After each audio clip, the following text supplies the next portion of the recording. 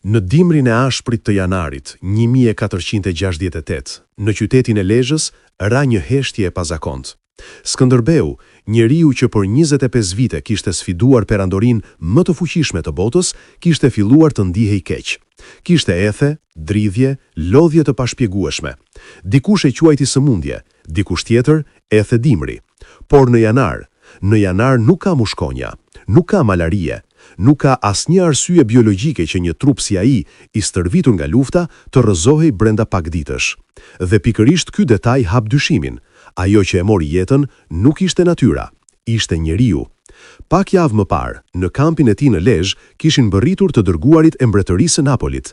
U pritën me nderime, u ulën në darka të gjata, me verë, biseda të mbyllura, premtime politike dhe diplomaci të ndërlikuar. Zyrtarisht ishin aleat. Praktikisht, secili prej tyre ishte përfaqësuesi një mbreti që kishte interesat e veta. Skënderbeu po rritej shumë, po ndërtonte një marrëveshje të re me Napolin përtej Vatikanit, një aleancë e drejt për drejt, një marrëveshje që do t'i jepte Shqipërisë pavarësi politike në Adriatik. Dhe Ferrante i Aragonës nuk ishte njeri që e duronte lehtë pavarësinë e të tjerëve. Në oborrin e tij, helmimet ishin rutinë. Mjekët e Napolit i njihnin mirë substancat që shkatronin trupin pa lënë gjurmë. Aksesin e kishin, motivin e kishin, traditën e kishin. Dhe pas asaj nate në Lezhë, kur gotat ngritën dolli dhe bisedat u zgjatën deri vonë, filluan simptomat. Asnjë nga të tjerët nuk u sëmur, vetëm ai që ishte i vetmi problemi vërtet. Vatikani nuk kishte arsye ta hiqte qafe. Skënderbeu kishte paguar taksa kishtarore, kishte njohur autoritetin shpirtëror të papës, kishte marrë ndihma dhe kishte ruajtur marrëdhënie korrekte. Por Napolin nuk e shqetësonin çështjet shpirtërore.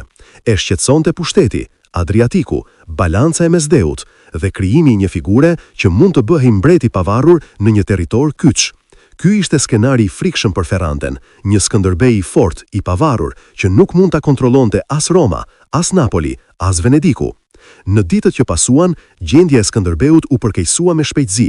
Ethet u rritën, trupi u dobësua. Mjekët nuk dinin çfarë të thoshin. Nuk kishte plag, nuk kishte infeksion, nuk kishte simptoma të një sëmundje të zakonshme dimërore. Disa orë para vdekjes, ai thuhet se ka humbur ndjenjat, dhe pastaj, më 17 janar, gjithçka mbaroi. Pas kësaj, ndodhi diçka edhe më e çuditshme. Mbretëria e Napolit, që pak javë më parë e quante mburoj dhe aleat, hoqi dorë nga çdo premtim. Asnjë ndihmë, asnjë trup, asnjë ndërhyrje për ta mbrojtur Shqipërinë. Vatikani heshti menjëherë. Letra të ftohta, pa ngushëllime madhështore, pa ceremoni, pa ndihmë për fushata të reja. Venediku e mbylli kapitullin. Aleksandrizmi i politikës mesjetare ishte i thjeshtë. Me vdekjen e tij, loja në Adriatik duhej të fillonte nga e para.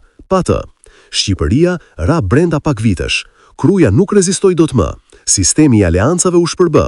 Ajo që ai kishte ndërtuar për qerek shekulli u zhduk brenda 3 vitesh. Dhe në këtë rrëzim të shpejt, një detaj ngeli dhimbshëm.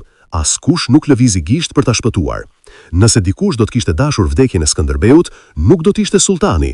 Ai e donte të gjallë për ta mundur në fush betejë.